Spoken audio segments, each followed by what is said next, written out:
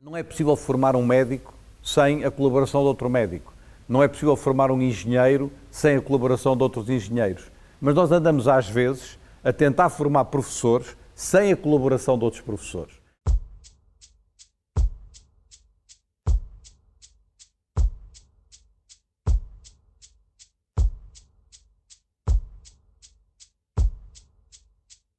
Olá a todos.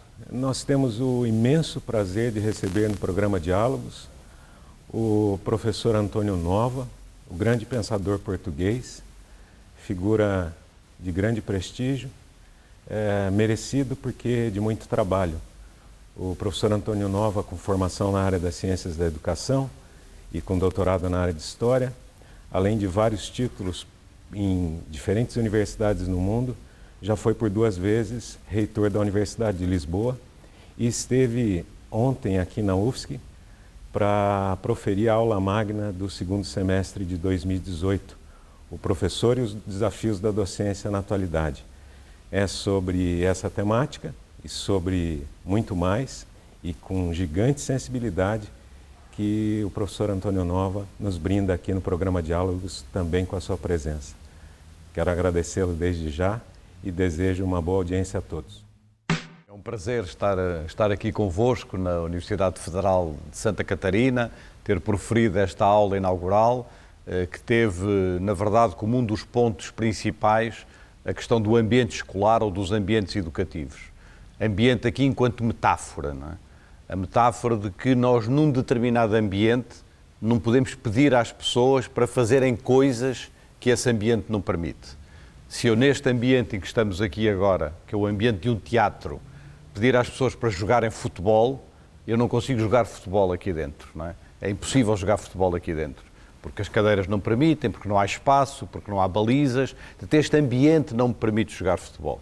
Este ambiente permite-me fazer peças de teatro, fazer palestras, fazer apresentações.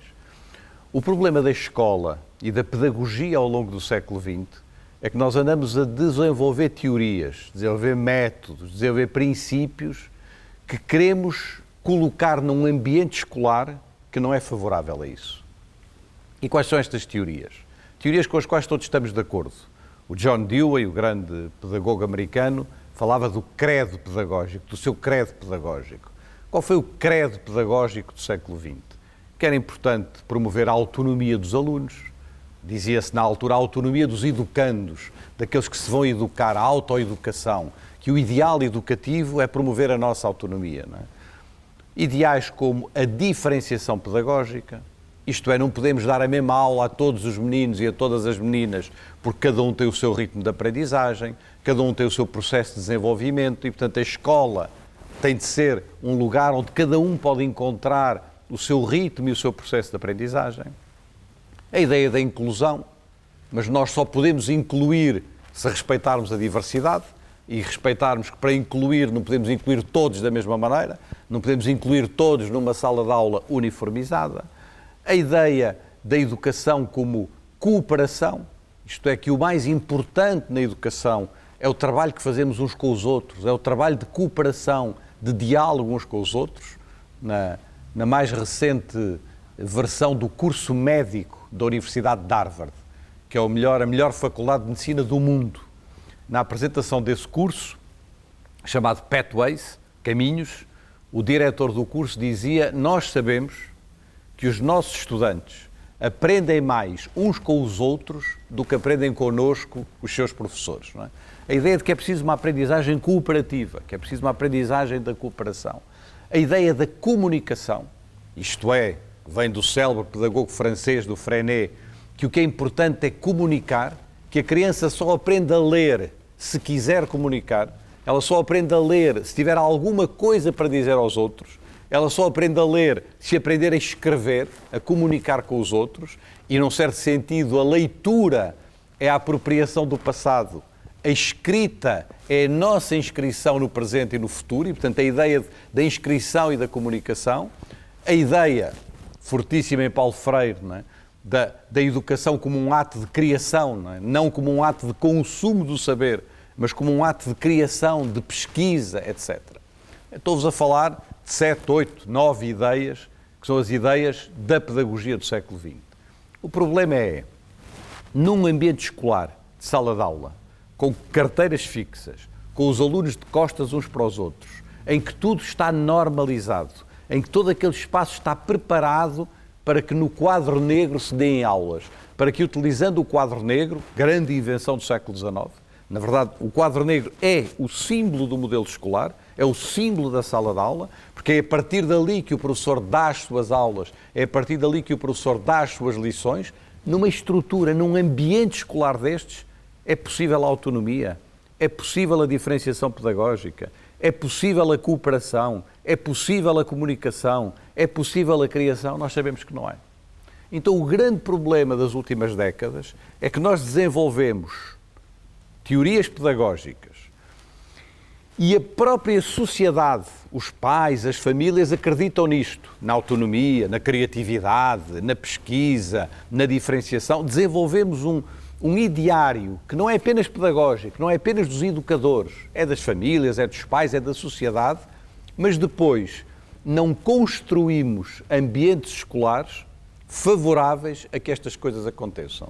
Então estamos, enfim, naquele dilema que é achar, queremos que se jogue futebol dentro de um teatro destes, não é? E não se joga futebol dentro de um teatro destes. Quer dizer, isto é, até podemos, com muito esforço, arrumar as cadeiras, arranjar aqui um bocadinho de espaço, mas será sempre artificial, não é? E isso foi o problema da inovação pedagógica. Nós arranjamos uns espaços, tentamos ajeitar uma coisa, mas o ambiente. Então o grande debate da escola do século XXI, aquilo que eu chamo a metamorfose da escola, a mudança da forma da escola, é criarmos ambientes educativos, espaços educativos, formas de trabalho que cortem, que rompam com o modelo escolar, com a forma escolar tal como a conhecemos e que permitam que finalmente aconteça aquilo que há tantos anos dizemos que é preciso acontecer e que não tem acontecido. A autonomia, o trabalho conjunto, o trabalho da aprendizagem, uma aprendizagem que tem a ver com o estudo, que tem a ver com o trabalho entre os alunos, que tem a ver com a realização de projetos, sempre em torno do conhecimento. Eu acentuei muito na minha aula inaugural este ponto, porque muitas vezes, e sobretudo no Brasil, opõe-se o conhecimento à educação integral, não é? Ou opõe-se o conhecimento à cidadania, ou opõe-se o conteúdo aos valores. Não. Tudo isto tem que estar junto, não é? Tudo tem que estar junto, não é? Como eu dizia ontem, não há cidadania sem matemática, não é? Isto é uma provocação, uma frase provocatória, mas é preciso dizê-la. Para ser cidadão é preciso saber matemática, não é? E, portanto, a matemática faz parte da cidadania. Portanto, o conhecimento é a matéria-prima central da educação escolar, mas dizer isto não quer dizer ficarmos prisioneiros de uma forma escolar preparada no século XIX para uniformizar, para normalizar, para que o professor dê aulas através do quadro negro, implica reconstruir um ambiente educativo diferente, um ambiente educativo contemporâneo, em que seja possível fazer, finalmente, aquilo que há tanto tempo andamos a dizer que é preciso fazer.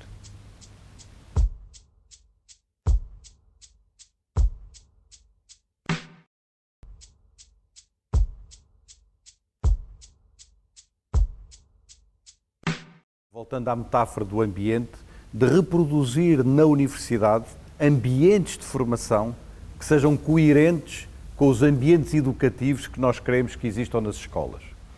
E, portanto, nós não podemos estar a formar professores dizendo vocês mais tarde têm que fazer isto, têm que fazer uma escola ativa, vocês mais tarde têm que fazer cooperação, vocês mais tarde têm que...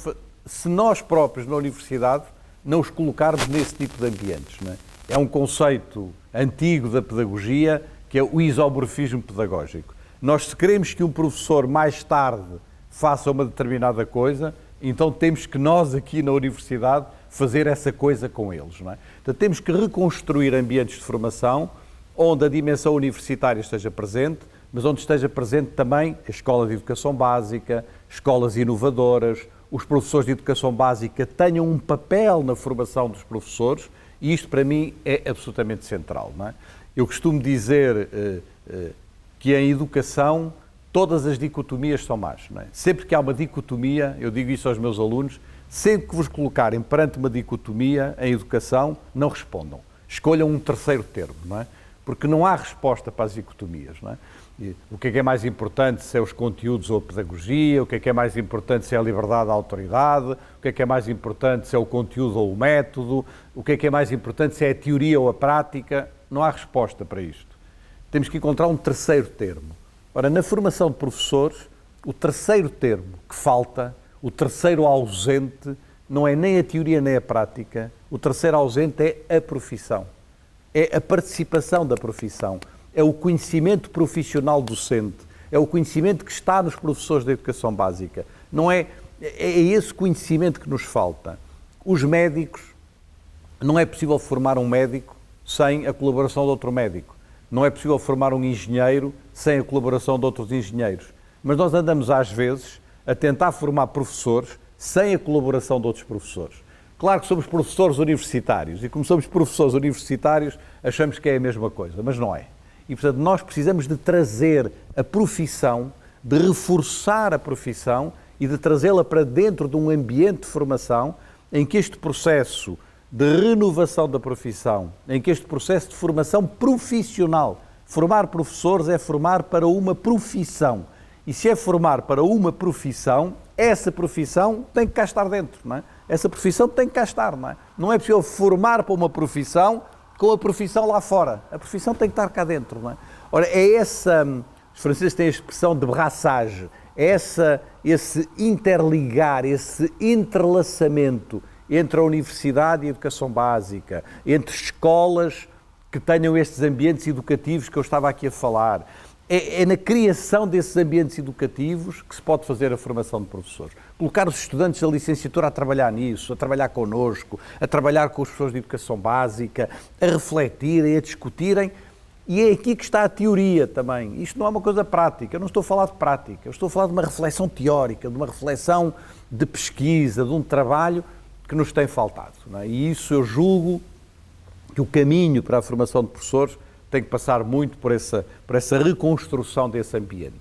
E esse ambiente não se reconstruirá apenas dentro da universidade. A universidade, por si só, não conseguirá fazer isso. Ela precisa ter outros parceiros. Precisa ter diretores de escola, precisa ter professores de educação básica, precisa ter uma rede, não é, de instituições, que não é apenas o colégio de aplicação, não é apenas a escola de aplicação, é uma coisa mais complexa, de um compromisso e de uma ligação entre a universidade e as redes municipais e estaduais, entre a universidade e a cidade, para construirmos uma nova coisa, para construirmos uma nova entidade, para constituirmos uma nova realidade que cruze estas diversas coisas e que crie um ambiente de formação propício a uma formação profissional dos professores.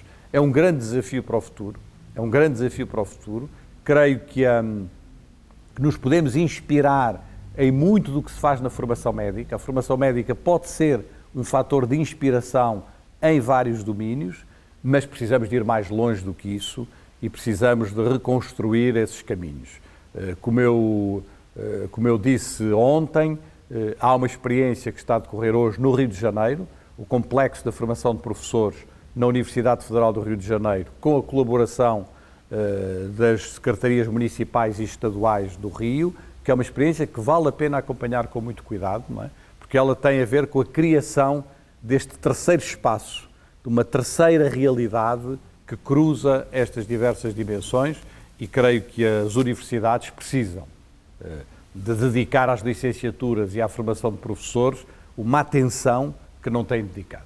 Enquanto as universidades considerarem que as licenciaturas são um curso menor, de segunda escolha, em que vão para lá só os estudantes que não tiveram entrada em mais nenhum outro lugar, nós não conseguiremos reforçar um discurso sobre a educação básica e sobre a escola pública, que é absolutamente central no Brasil.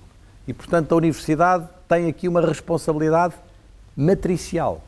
Nós sabemos que não é só a universidade. Sabemos que o problema da remuneração, das condições de trabalho, do desprestígio da profissão, etc., tudo isso é muito importante, nós sabemos. Mas a questão do prestígio universitário e do papel da universidade é muito grande. Os engenheiros, há 100 anos atrás, era uma profissão com pouco prestígio. uma profissão manual, uma profissão técnica.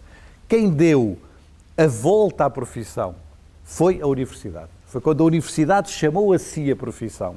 Foi quando a universidade disse que a engenharia era muito importante e a cruzou com a ciência e a cruzou com a tecnologia e lhe deu esse prestígio. Foi isso que deu à engenharia o prestígio que ela tem hoje. Não é? A universidade precisa de fazer o mesmo com a formação de professores. Precisa de agarrar na formação de professores, não é? Dar-lhe um prestígio universitário a sério, valorizar esta formação, mas sempre num cruzamento com as realidades exteriores e num cruzamento com a profissão. Eu escrevi um texto, aqui há uns anos atrás, que pouca gente compreendeu na altura, em que o título era Devolver a formação de professores aos professores. Não é? Isto é, num certo sentido, é preciso que a profissão esteja lá. A profissão tem que estar lá a formar os seus novos profissionais, a formar as novas gerações, a assegurar a sua socialização profissional, a assegurar a sua cultura profissional. E isto não é um discurso da prática, não é aquele discurso pouco interessante de as pessoas têm que ter o chão da escola, que é uma coisa meio prática, não é isso. Tem que ter a profissão lá dentro. Para formar profissionais é preciso outros profissionais. Para formar médicos é preciso outros médicos. Para formar professores de educação básica são precisos outros professores de educação básica, de outra maneira não conseguiremos lá chegar. Não é? A segunda parte do que me perguntava é sobre o mundo universitário, de modo mais geral. O mundo universitário está a pagar hoje, as universidades em geral, estão a pagar hoje no mundo o preço do seu sucesso. Não é? Isto parece um pouco paradoxal. Não é? As universidades têm hoje um sucesso enorme no mundo. Isto é, há 20 ou 30 anos atrás havia poucos estudantes nas universidades. Havia poucos, eram poucos estudantes. Eram umas tantas elites. Não é? Hoje nós estamos a aproximar-nos de cerca de 300 milhões de estudantes do ensino superior no mundo.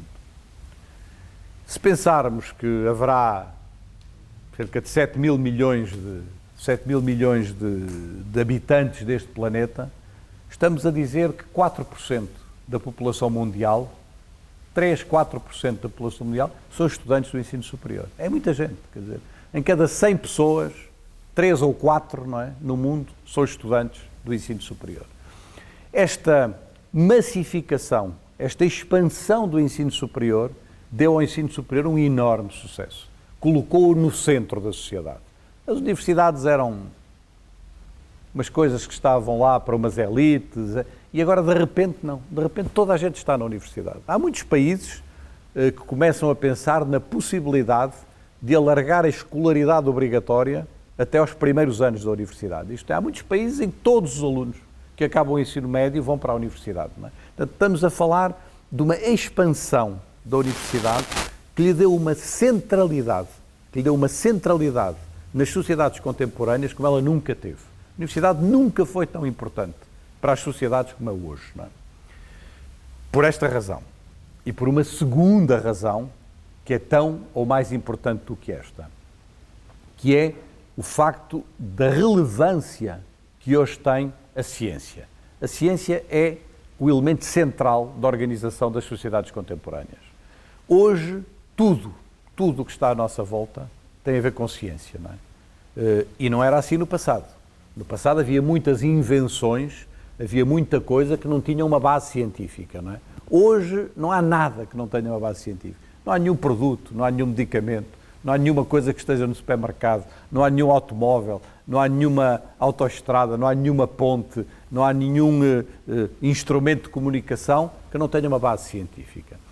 E a ciência tem hoje uma centralidade decisiva. As questões do envelhecimento, as questões da saúde, as questões dos transportes, as questões da mobilidade, as questões do planeta, da sustentabilidade, das alterações climáticas, quer dizer, não há nada na nossa vida no século XXI que não tenha uma base científica. Estas duas realidades, a expansão do número de estudantes e a relevância que hoje tem a ciência, colocaram as universidades no centro da sociedade. Hoje não é possível pensar nada na sociedade Não há nada que se possa pensar na sociedade em que a universidade não esteja lá. Portanto, as universidades estão a ter um sucesso como nunca tiveram. É o êxito maior das universidades hoje. Hoje não há nada que se possa pensar que não passe de algum modo pelas universidades. Este sucesso tem um preço a pagar. E o preço a pagar é que, de repente, as universidades passaram a fazer parte do poder, não é? Passaram a fazer parte de uma estrutura de poder, para utilizar um conceito utilizado já há 50 anos atrás pelo filósofo francês, pelo Paul Ricoeur. E, ao fazê-lo, passaram a ter um valor económico, um valor social, que, de algum modo, as arrastou para dentro dessa lógica produtivista, dessa lógica da eficiência, de uma lógica da prestação de contas imediata, uma lógica de indicadores, de é preciso produzir, é preciso escrever, as carreiras dos professores são dirigidas por esse produtivismo, passamos a vida toda a plagiar-nos a nós próprios, publicamos o mesmo artigo 200 vezes, não é? Aquilo que os americanos chamam de fazer, fatiar, não é? Fatiamos o artigo para aquilo render mais, fazemos práticas que, do ponto de vista ético, do ponto de vista deontológico, do ponto de vista do conhecimento, não têm nenhum sentido. Não têm nenhum sentido. Não é? E estamos arrastados para um frenesim do dia-a-dia, para um frenesim da necessidade de prestar contas, da necessidade de produzir, de ter indicadores, não é? Sob pena de não termos financiamento, sob pena de não irmos para os rankings, sob pena de não termos um determinado prestígio e, portanto, estamos arrastados numa lógica produtivista, numa lógica muito marcada pelo tempo presente, que é uma lógica muito perigosa para as universidades. As universidades estão hoje a ser cada vez mais instituições iguais às outras instituições da sociedade, dirigidas da mesma maneira que as empresas, pelos mesmos critérios de produtividade, a partir das mesmas lógicas de eficiência, etc. Ora, o que fez o interesse das universidades, o que fez o sucesso das universidades, é que elas eram instituições diferentes. No dia em que elas forem instituições iguais às outras, elas são inúteis. Elas deixam de ter interesse.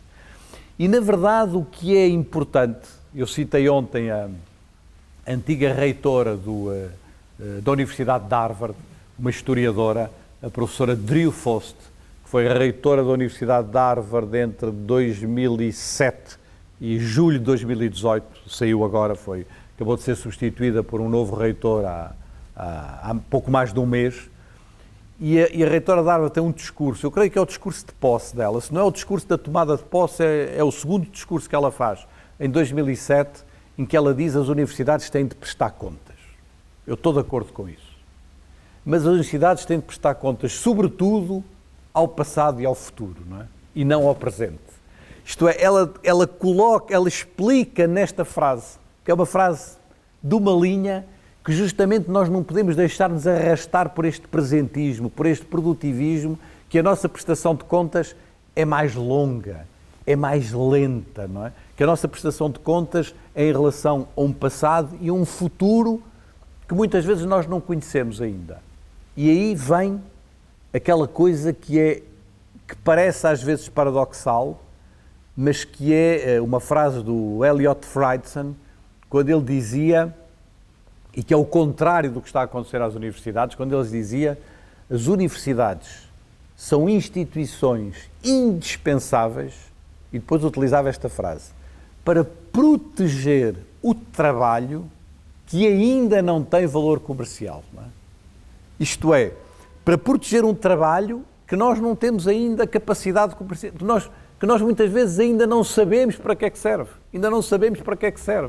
Mas é essa espécie de inutilidade que vai dar origem às grandes utilidades do futuro. Quer dizer, se não tivesse sido possível muitos matemáticos e muitos físicos trabalharem 30 anos e 40 anos em coisas que não tinham nenhuma utilidade, não teria havido internet, não teria havido GPS, não teria havido robotização, não teria havido nada do que nos aconteceu no século XX. Foi preciso muita gente dentro das universidades a trabalhar em 10 anos, 20 anos, 30 anos, 40 anos, sem saber para que é que isso servia. Mais tarde veio dar origem a isso. Em 1854, o Louis Pasteur, não é, um grande cientista francês, faz um discurso absolutamente extraordinário, não é? Na inauguração da Faculdade de Letras de Lille, em que ele diz, um dia o Benjamin Franklin estava a fazer uma experiência de eletricidade, uma coisa, e havia várias pessoas à sua volta, não é? À sua volta a verem a experiência. E a certa altura alguém pergunta, homem, mas para que é que isso serve? E o Benjamin Franklin virou-se para ele e disse, e para que é que serve a criança que acabou de nascer? Provavelmente não serve para nada ainda, mas daí a 30 ou 40 anos vão ver o que ela vai ser, não é? Vão ver o que ela vai dar, vão ver o homem ou a mulher que ela vai ser, vão ver os resultados que ela vai ter, não é? E no fundo é essa ideia, não é? De que se nós estivermos a trabalhar para uma espécie de uma utilidade imediata, as universidades tornam-se inúteis, não é? E precisamos, por isso, de nos retirar desta espécie de frenesim do produtivismo, dos indicadores, que depois definem o financiamento e que definem tantas coisas, não é? E de ganharmos um tempo, que é o tempo da universidade. A educação superior dos estudantes demora tempo, a ciência demora tempo. Isto não quer dizer defender que os professores não devem fazer nada e que os professores devem ser umas criaturas preguiçosas e que não têm que fazer nada. Não, é preciso dar um tempo às coisas e esse tempo é absolutamente decisivo, não é? E esse tempo é o tempo da preparação das pessoas. É o tempo que leva uma formação a construir-se. Nesse mesmo discurso, e para terminar, o Louis Pasteur dizia outra coisa absolutamente extraordinária que eu acho notável. Dizia ele, muitas das grandes descobertas científicas foram feitas por acaso. E depois acrescentou, mas nunca se esqueçam de uma coisa, o acaso favorece sempre a mente preparada. E o que é que ele queria dizer com isto? A notícia que vinha ontem na internet, não é? Um arqueólogo que estava de férias numa praia não sei onde e que descobriu um vestígio arqueológico extraordinário, não é? Naquela praia, e o jornalista dizia, vejam lá a sorte que este homem teve, não é? A sorte que este homem teve de estar de férias numa praia e de descobrir um vestígio arqueológico absolutamente extraordinário. E a gente pergunta se foi sorte ou foi a mente preparada. Provavelmente, milhões de outras pessoas tinham visto aquela mesma pedra e não viram ali nada, a não ser um calhau que não servia para nada. Ele viu ali o que os outros não tinham capacidade de ver. Portanto, que ele preparou a sua mente, ele preparou-se para isso, ele instruiu-se para isso, ele educou-se para isso e isto demora tempo. Ora, é este tempo que nós precisamos na universidade. Um tempo para a educação superior, um tempo para uma produção de ciência, como se diz num manifesto notável, feito em 2012, houve um manifesto notável que nasceu na Bélgica, mas que depois teve uma grande difusão no mundo e que eu próprio também assinei, que era o manifesto a favor de uma ciência lenta, não é?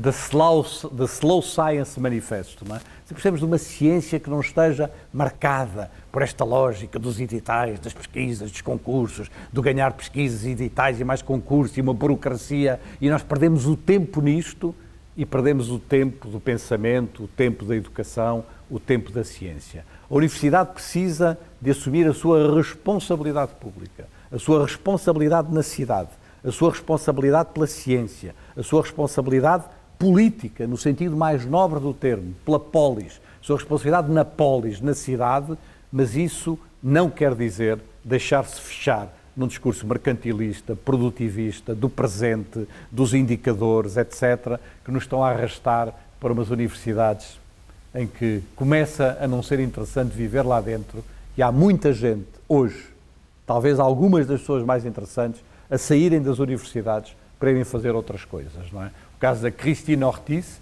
que era diretora do MIT e que saiu do MIT e diz: eu quero fazer outra coisa, quero um outro tipo de universidade.